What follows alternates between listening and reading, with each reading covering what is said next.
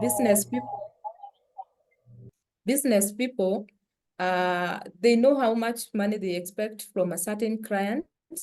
They know how much money they expect from in the next 1 month, and they know how much money they expect to trade maybe in a year's time. They know how the magnitude of orders they have already in their lying in their desk and they have not been able to supply, because to them this is money. And our biggest concern becomes cash inflows. But even if you get a lot of cash inflows and you never get to explain where the cost you used to manage your business or to do that supply or to offer those services, it means by the end of the day, you might just be moving in a cycle that is not bringing in anything. And let alone in the next worksheet, maybe, or the next one, I'll be explaining some of the reasons why we don't get to get the benefit we expect from business profits because of the things we end up doing after the cash inflows come in. So the cash outflows is us getting to a point where we know how much expenses we incurred at a certain point. What was the cost of production if you're producing something? What was the cost of stocking if you usually buy goods and then you stock them in your store? What was the miscellaneous cost, and we'll discuss that later on, and see the factors that affect our cash flows. But to us, it never look like it's anything. It doesn't ever look like it makes any meaningful sense or anything. But to us, we assume things. Let me just mention, because I just feel like mentioning it right now. There are so many things, and especially expenses that we incur in business. And for example, you go and you give tips to people. These are things that happen to be in business so that you can be able to network. You go buy lunch for people. You go do a lot of things, but it never occurred to you that these are business costs and they are affecting your profits. So to you, it's just you doing life on a normal day.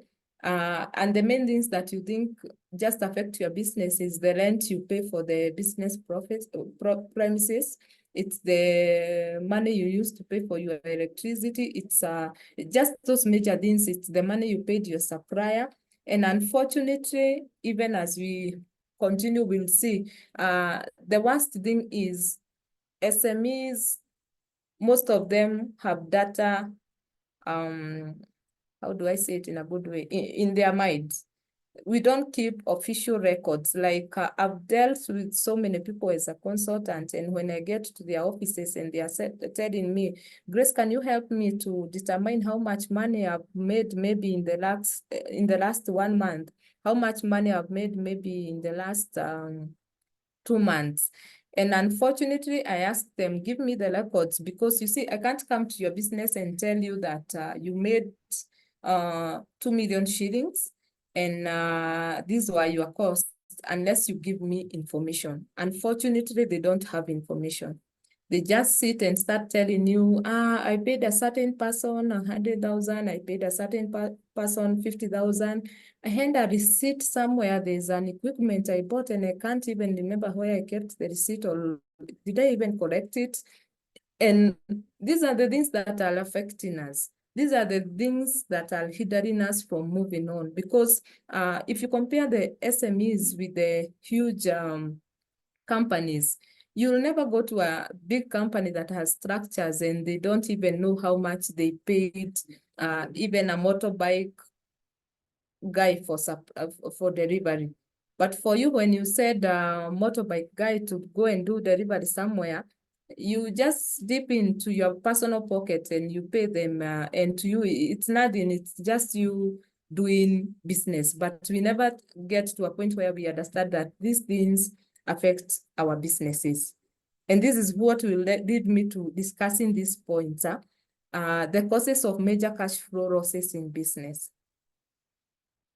And the first one I'll discuss is the lack of financial literacy or financial knowledge. And this is what I said, most of us got into business because we knew business is the real deal. This is what we want.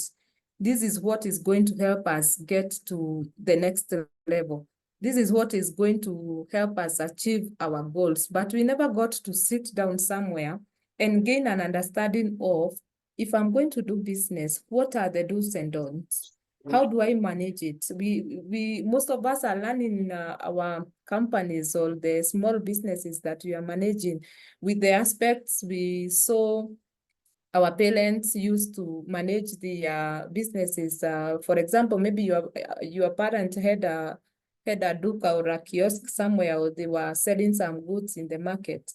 But nevertheless, even with the lack of a lot of financial literacy that they had, they still used to save something. They still used to set aside some money so that they can pay for the school fees. They still used to sit down and tell us that there is no money. So we couldn't even understand why are our parents telling us there's no money. And the other day they sold 5 sacks of beans or maize or something. We couldn't get to understand all that. Why were they doing that?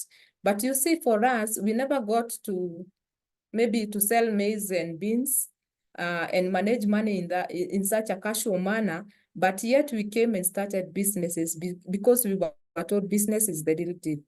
The other aspect is even in the government right now, and especially in the government of Kenya, there's some 2-3 years ago, they started sensitizing people to go and register businesses.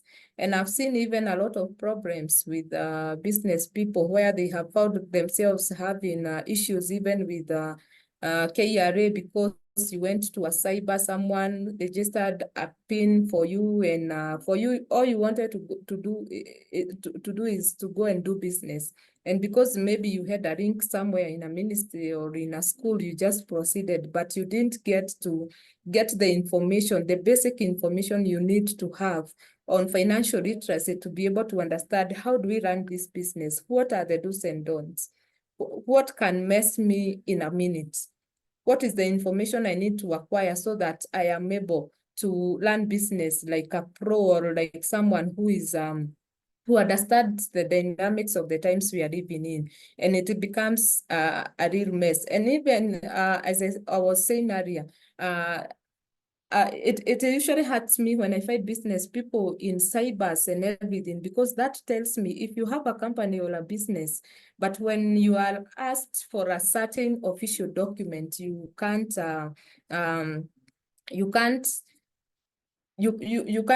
even prepare an official letter for yourself. You have to go and pay someone who will charge you the way they want. You go tell them, prepare for me an application letter for a tender, or even those tender documents. There are those people who have carried them, and all the copies of their businesses, they are in a cyber somewhere in a file, and it hurts me. It usually hurts me a lot, because even the cyber people, they don't even know what you are doing. The baron knew who has already gone through the step of registering a company, or even a business, or even there in the market. For them, they just know how to deal with the computers and everything. And then you leave them with the documents, you tell them, arrange these ones for me, I need to do a tender and everything. Then you mess up somewhere and you are wondering what happened. Unfortunately, what you don't know is even the person you went to give information to, they also don't even know what is happening. So it's up to you to gain information. It's up to you to gain an understanding of, what do I need to do? So if you need to sit down and learn how to draft an official letter, because I said basic business accounting, because cash flow systems is part of a whole program that we learn called basic business accounting. This is just part and parcel of the things we teach. I usually say for basic business accounting, it's not for experts. It's not for those people who want to go and just become very good accountants like myself out there to showcase their expertise and everything.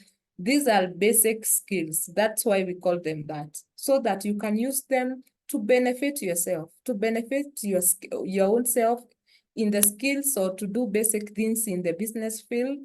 You don't need to prove anything to anyone. You just need to keep information that is vital to you, to yourself. So that if you are writing a letter to the treasury, you don't need to expose yourself to everyone that I'm writing a letter, because you can't write it yourself. Learn something, learn to manage those resources on your own, because that is information that is majorly just supposed to be held up by you as an executive in your business. And that is part of what will prevent your cash flows. Because the moment you expose yourself, can you imagine like the way you take your documents to the cyber people, and they usually think like you are just someone, maybe you don't have a lot of money or you have a lot of money. They use the same information you have given them to charge you. So for something that will just take 5 minutes in a computer, if you knew about it, they will charge you 2,000. And the only reason is you don't have that information. So it's good you gain the information so that you get the limits, and you get to put some boundaries to the business information. You don't expose your business that much to the avenues that you're not supposed to expose. So number 2, I'll be discussing about combining business and personal financial management. The big elephant in the room. As I said, as SMEs, part of what we want to hear is, you have been paid by this client, or today I made sales worth 600,000. So what do we do next? We take the money, or we go to the bank, we withdraw. Then you withdraw 200,000. You divide it 50-50, 50-50. Ingine unaweka kwa socks, ingine kwa hiyo mfuko ya ndani. The other one you put in M-Pesa. The other one you said, I don't know to who, because there are issues at home that you need to sort. Now, all these things, they concern us, because even if they are personal expenses, that yes, we are the ones who are supposed to take care of them. Unfortunately, my wish is, would you just sit first and analyze what cost did I incur to make this 600,000? So that if the cost was 400,000, first remember, 400,000 belongs to your business, not to yourself. Then out of that, the profits you made is 200,000. Out of 200,000, maybe you have expenses that have not been recorded in the cost, because maybe the cost of 400 is just the cost of buying the stocks from the vendor or the supplier. So if you use all of it, what are you going to use to defraud yourself of the expenditures that you used to do the delivery, the rent you incurred in that day? Because sometimes it gets into business where you have to do an analysis of, I've done this job for 5 days. So if it's rent, how much rent do I pay per day? Or if it's transport, how much did I use? Or if it's airtime, how much did I use? So that by the end of the day, if you incurred some extra expenses of, let's say like 50,000, that's just casual mathematics I'm doing in my head. If the sale was 600, the cost of buying the goods was 400, that means we already have 200. Then we incurred expenses. You bought someone lunch from that place you are going to buy, all those things, you incurred another 50. So you have a balance of 150. Then it means you cannot use 200,000 as you have gone and withdrawn and you pocketed it, and now you are sharing some with the M-Pesa and everything. And you cannot use the whole amount as if all the money you received it from somewhere, just from the Bruce, and there was no cost attached to it. And this is what we do. Then the next minute you will receive an order, maybe from the same or from a different client, or you have an opportunity comes for those who stock goods in small enterprises or even in shops, and you get an opening where you can be able to import or even ship in goods worth 500,000, but you don't have the money. And then you're asking yourself, what is not happening? Where is the money? And yet you are the same person who came and consumed all the money, and you are not able to separate business money and your own money. Not even forgetting, out of the profits, you need to set aside something else that you can caution your business with, so that even if you made 150, you can take back 50,000 and invest it back to the business. And then you can now walk around using your 100,000. And if you are a good bookkeeper, you'll be able to analyze and tell within 1 or 2 days, business people, the ones have interacted with, they have already consumed the 100,000, because there's a kind of life we want to live in. Not that it's bad, because I also want it. I don't want to be poor. I don't want to walk poor in everything.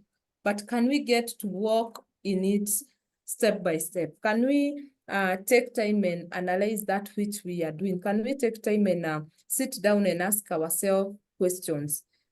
People usually, and especially for those people who have maybe dealt with tenders, I've seen it with most of them. They go and maybe you are lucky and you get to supply a tender worth 5 million somewhere, and out of the gross, you have 1.5 million in your account. And the first thing you do is what? You go buy a new car, or you go start a project at home. Well and good, because these are the dreams we have for all of us.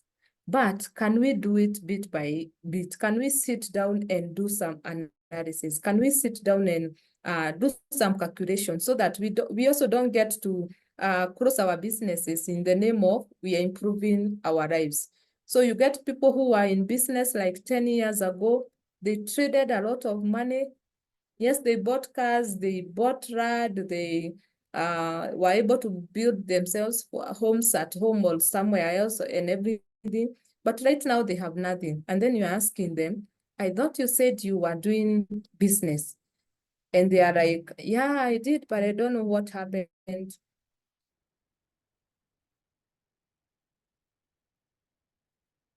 I'm just reading a message from someone. Let me see.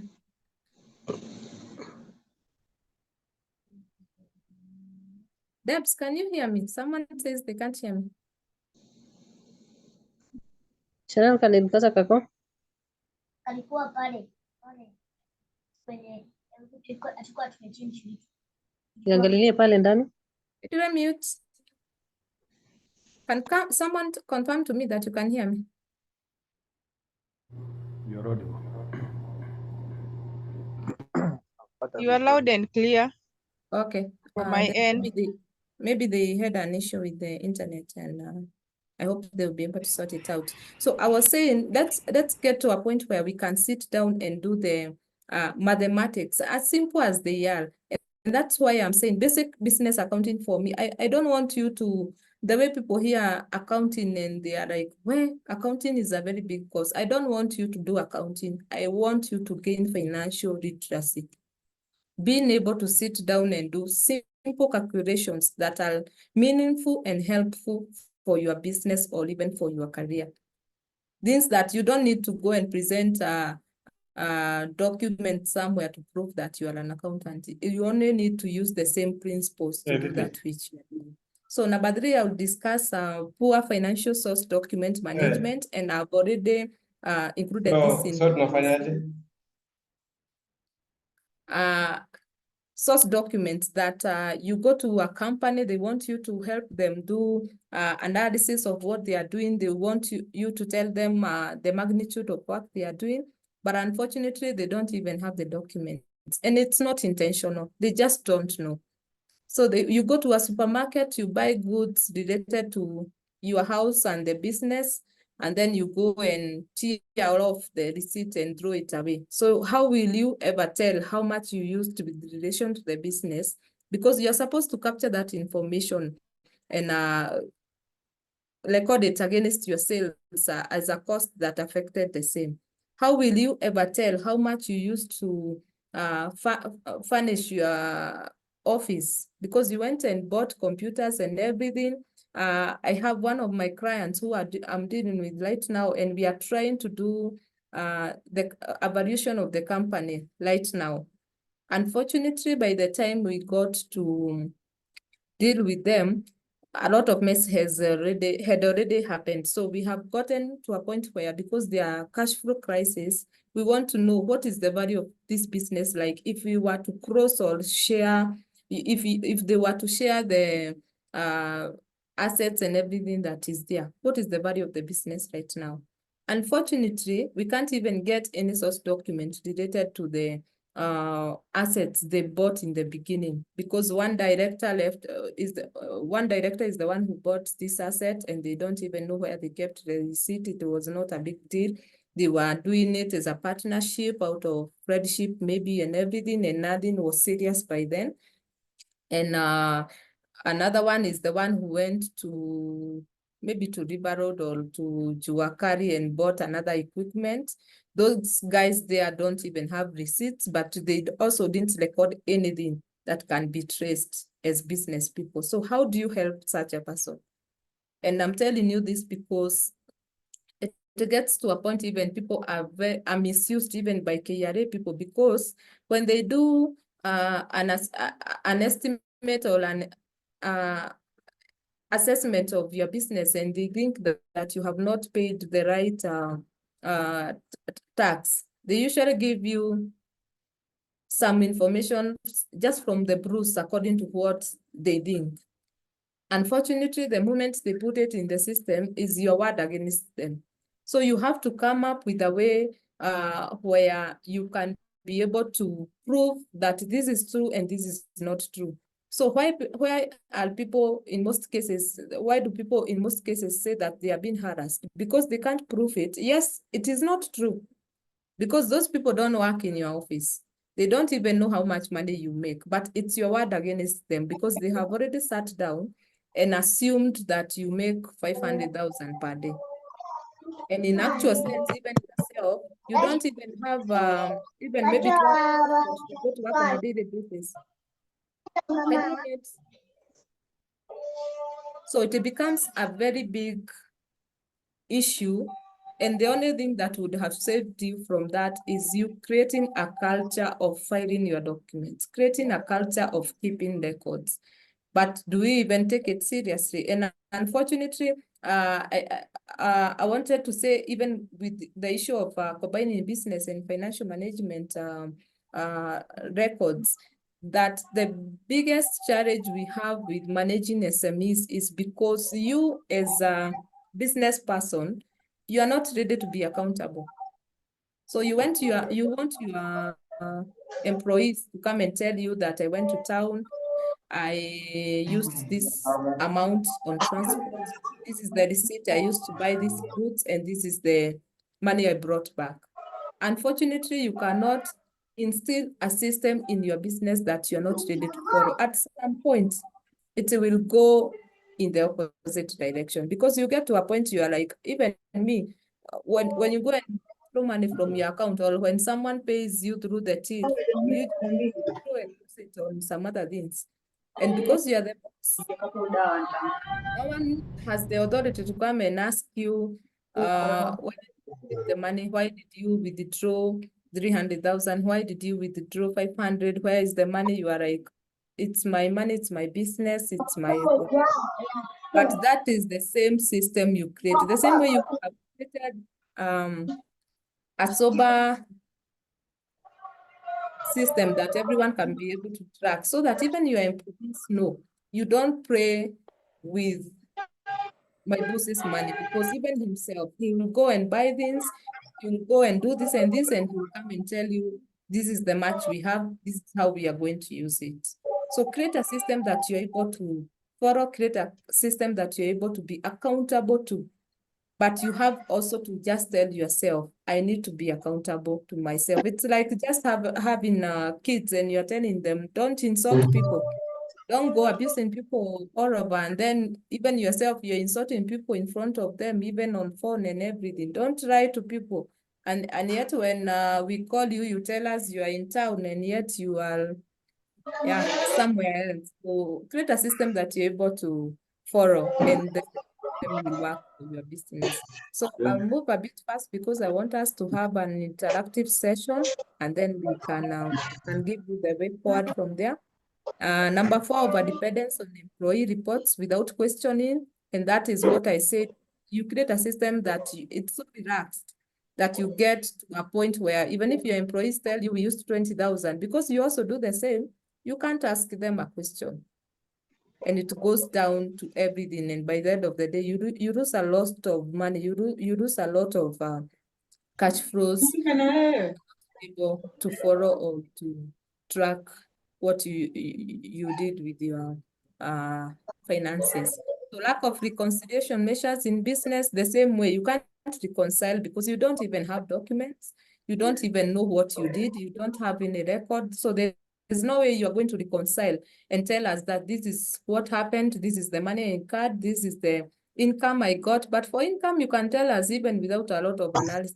Because when it comes to money, even if someone owes you what kind of money, even if they don't pay back, you still remember forever and ever. You will still remember that this is the much they owe me. So poor planning and lack of business budgets. Again, I said, sit down and ask yourself, how much money did I use? How much money did I expect to use? And even in the next project, if I'm looking forward to grow my business and maybe this year I traded a magnitude of 5 million. And next year I want to trade to a magnitude of 10 million. So how do I need, what do I need to do to get there? So that even if you go to a financial and you get a loan, the same thing, it's the same thing we do. You go get a loan and then you divert the finances from the business, or you use half of the finances in business and half you use it on your own personal dealings, and then you expect the business to pay the whole amount, and yet you didn't invest the whole amount in the business. So it will strain and it will affect your cash flows.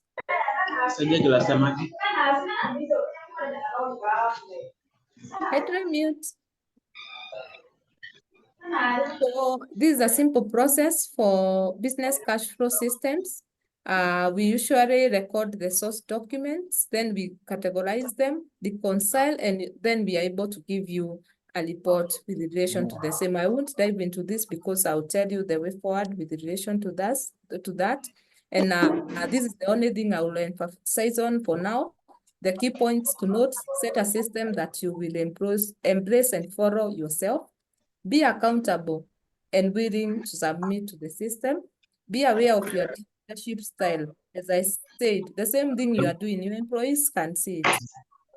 And even if you are a reader, maybe you are employed and you are here and you are in senior management, because if you are dealing with cash, it means you are somewhere you are dealing with a lot of sensitive information. The leadership style you use is the same style that you are adopt. So if you are not accountable, they don't expect them to be accountable to you. They will just be lying.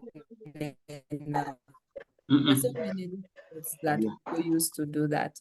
Then separate your past fact and not just emotions. Sit down and analyze. And sit down, analyze, and you'll be able to make the right decision. Grace, Yes. excuse me. I think kindly let them mute. We can't hear. There's a lot of interruptions. Yusuf, Enoch, and I don't know who. There's another Sam, not Sam Ambrose. Their mics are on, unless you mute them all, please. Thank you.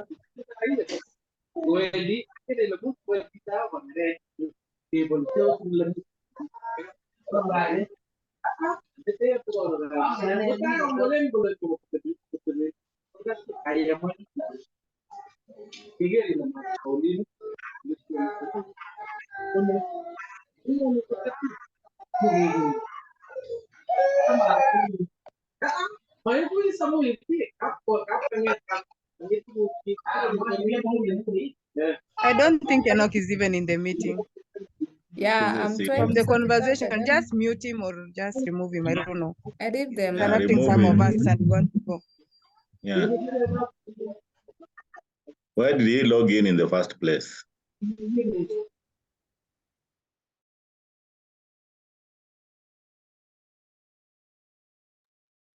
Yeah, sorry for that. I hope now it's okay. Yes, thank you. Okay, I'm sorry for that. I was also distracted. So I'll move on because I want us to have an interactive session. And I saw this statistics somewhere and I got very interested that 70% of small businesses don't have an accountant. That means the owner of the business is everything. and more than half of those businesses rely entirely on their owner or manager to handle their finances.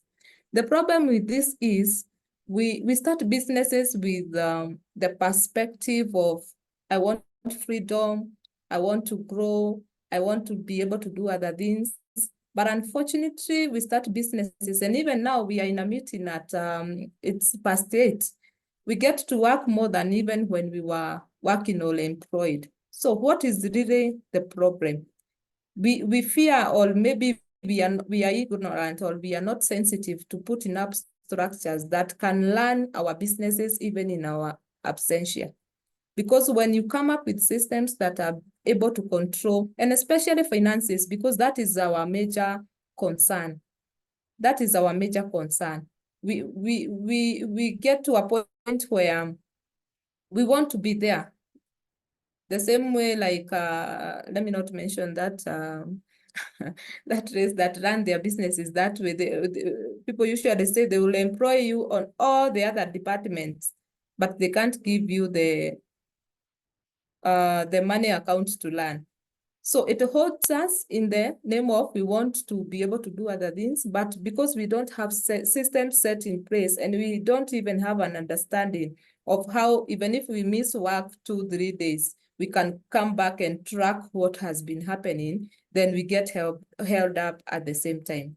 Then 50% of millennials are looking to replace the accountants. That means if you are here and you have an accountant, or you are employed somewhere as an accountant, there is a very high possibility that you are looking forward to replace that accountant.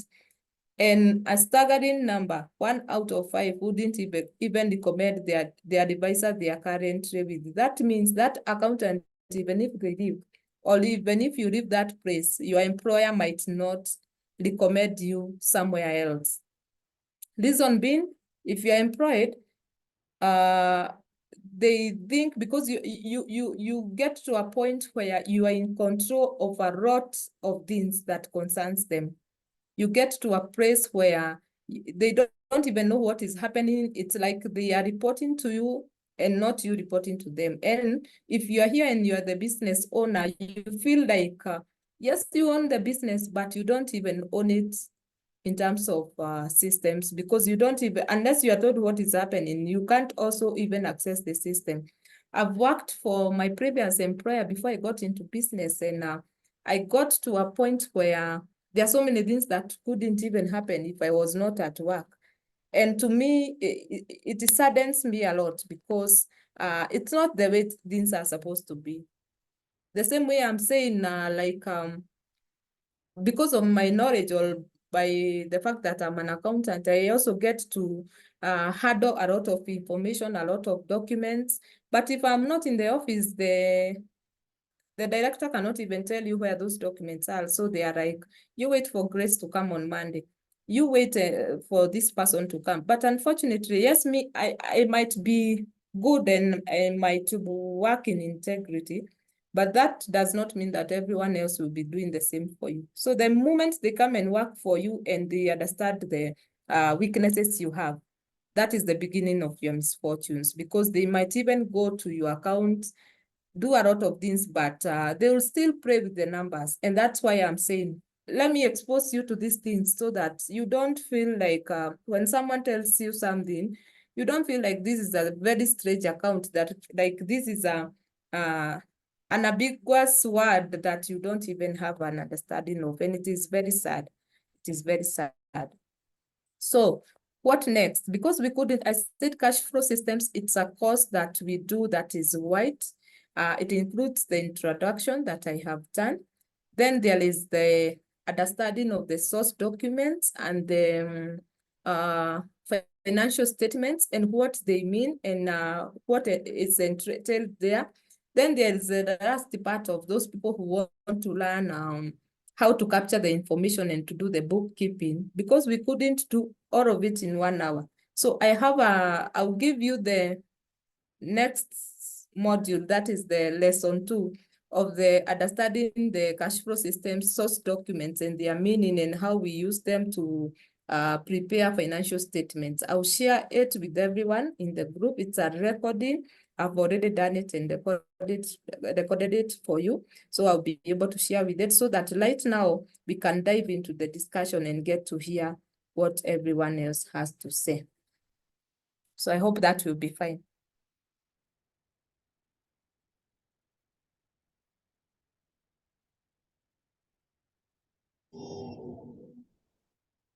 Someone respond? I'm still waiting. Or you want me to present all of them and then we finish at 10?